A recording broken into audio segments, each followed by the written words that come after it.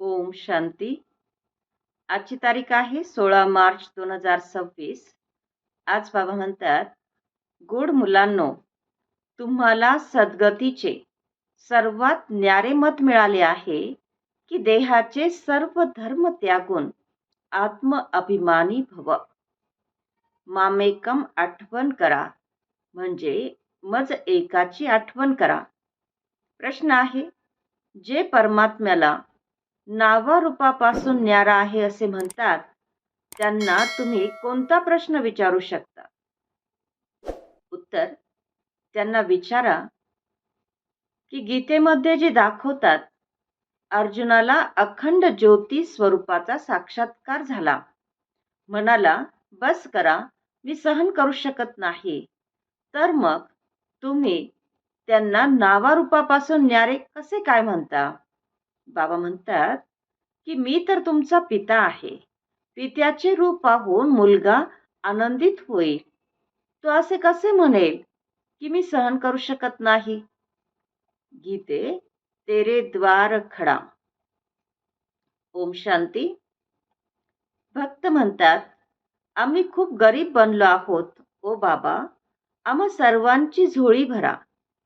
भक्त जन्मोजन्मी गात राहतात. सतयुगामध्ये भक्ती नसते. तिथे पावन देवीदेवता असतात. भक्तांना कधी देवता म्हटलं जात नाही. जे स्वर्गवासी देवीदेवता होते ते मग पुनर्जन्म घेत घेत नरकवासी पुजारी भक्त गरीब बनतात. तर बाबा मुलांना बसून समजावून सांगत आहे, बाबांना तर एकही मनुष्य जाणत नाही. बाबा जेव्हा येतील तेव्हा येऊन आपला परिचय देतील. बाबा येऊन म्हणतात, मी कल्पकल्पाच्या संगमावर येतो. साऱ्या रचनेच्या आदी मध्य अंताचे रहस्य मी रचयिताच येऊन तुम्हाला समजावून सांगतो. बरेच जण म्हणतात की ते नावारूपापासून न्यारे आहेत, ते येऊ शकत नाहीत. तुम्ही जाणता, बाबा आलेले आहेत. शिवजयंती देखील निराकारची गायली जाते, तर श्रीकृष्ण जयंती देखील गायली जाते. आता शिवजयंती केव्हा होते ते माहीत असले पाहिजे ना. भक्त बोलावतात, हे भगवंता, झोळी भरा, सद्गतीमध्ये घेऊन जा. कारण दुर्गतीमध्ये पडलो आहोत, तमोप्रधान आहोत. आत्माच शरीराद्वारे कर्माचे फळ भोगते. अनेक मनुष्य, साधू, संत इत्यादी म्हणतात की आत्मा निर्लेप आहे. म्हणतात देखील की चांगले किंवा वाईट संस्कार आत्म्यामध्येच असतात. त्या आधारावर आत्मा जन्म घेते आणि मग म्हणतात की आत्मा तर निर्लेप आहे. म्हणजे या दोन परस्पर गोष्टी. लोक म्हणतात, जे घर सोडून निघून जातात ते शास्त्र बनवतात. श्रीमद भगवत गीता एकच आहे. व्यासांनी जे श्लोक इत्यादी बनवले आहेत, तर ते काही भगवंताने गायलेले नाहीत. निराकार भगवान जे ज्ञानाचे सागर आहेत, तेच बसून मुलांना समजावून सांगत आहेत की भगवान एक आहेत. गातात देखील की ईश्वराची गतमत न्यारी आहे. अच्छा, कोणती गतमत न्यारी आहे? ईश्वराची गतमत न्यारी आहे, तर हे कोणी म्हटले? आत्मा म्हणते. तिच्या सद्गतीसाठी जे मत देतात, तर त्याला श्रीमत म्हटले जाते. कल्प कल्प येऊन तुम्हाला सांगतो, मनमना भव. देहाचे सर्व धर्म त्यागून आत्म अभिमानी भव. मामेकम म्हणजेच मज एकाची आठवण करा.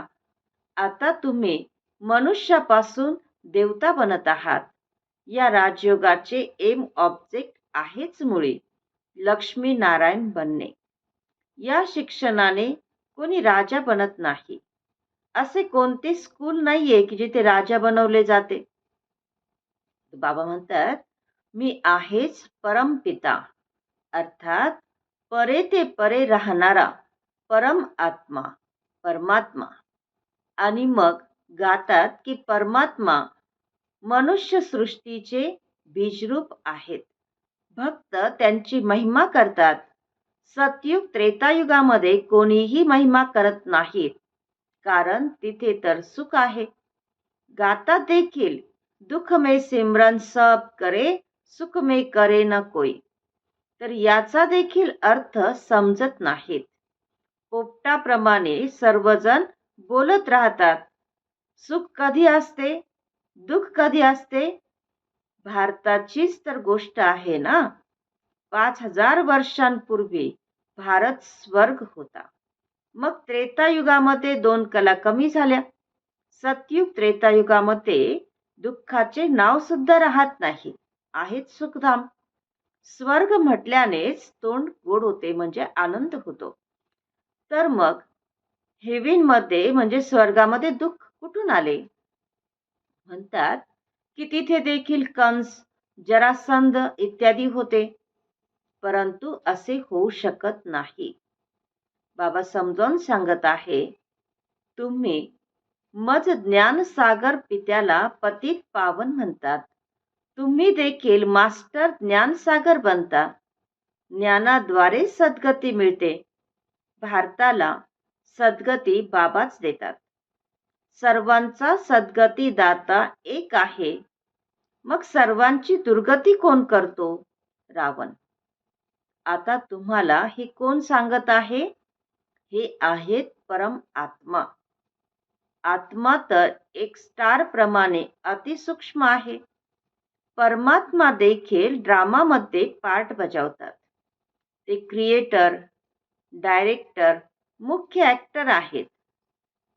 बाबा म्हणतात, उच्च ते उच्च पाठधारी कोण आहेत? उच्च ते उच्च भगवान, ज्यांच्या सोबत तुम्ही सर्व आत्मे अर्थात मुले राहता. म्हणतात देखील की परमात्मा सर्वांना पाठविणारा आहे. तर ही देखील समजून घेण्यासारखी गोष्ट आहे. असे दाखवतात की विष्णूच्या नाभीतून ब्रह्मा निघाले. तर कुठून निघाले? मनुष्य तर जरूर इथेच असतील ना. तर यांच्या नाभीतून ब्रह्मा निघाले, म्हणजे दादा लेखराजच ब्रह्मबाबा बनलेत. म्हणजे दादा लेखराजांपासून ब्रह्मबाबा बनलेत.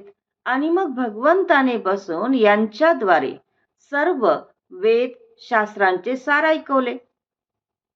आपले देखील नाव, रूप, देश, काळ बाबांनी सांगितले.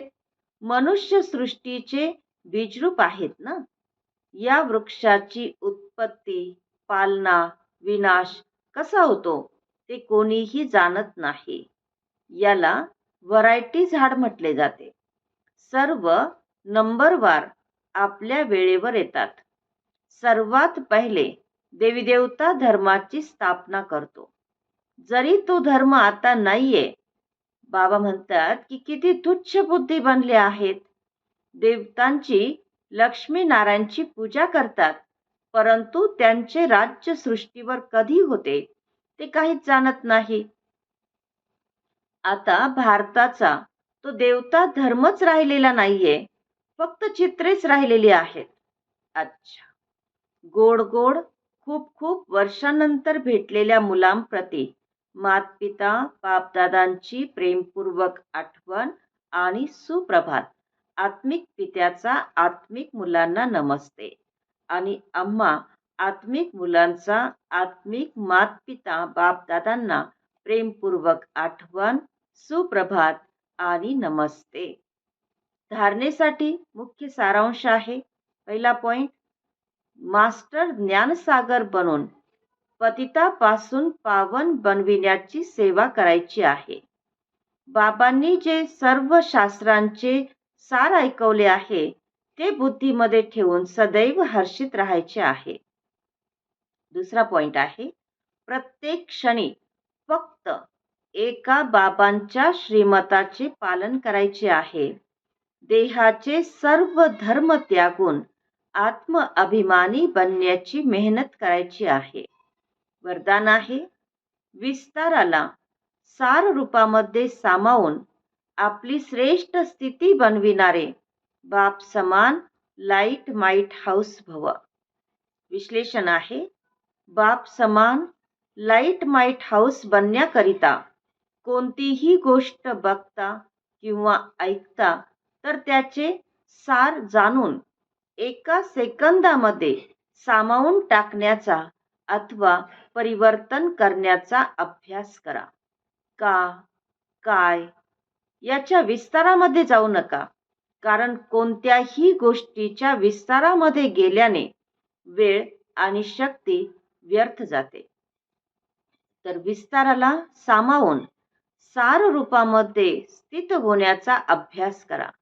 यामुळे अन्य आत्म्यांना देखील एका सेकंदामध्ये साऱ्या ज्ञानाचे सार अनुभव करू शकाल.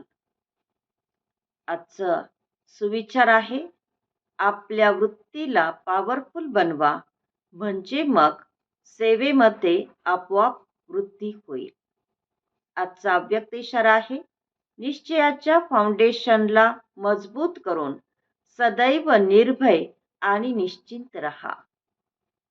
जर निश्चयरूपी फाउंडेशन पक्के असेल तर सहज योगी, निर्मळ स्वभाव, शुभ भावनेची वृत्ती आणि आत्मिक दृष्टी असणारे बनाल. वर्तनातून आणि चेहऱ्यावरून नेहमीच साधेपणाची झलक अनुभव होत राहील. त्यामुळे प्रत्येकाची विशेषता लक्षात घेऊन एकमेकांशी फेथफुल, विश्वासू बनून राहा, म्हणजे मग त्यांच्या बोलण्याचा भाव बदलून जाईल. ओम शांती.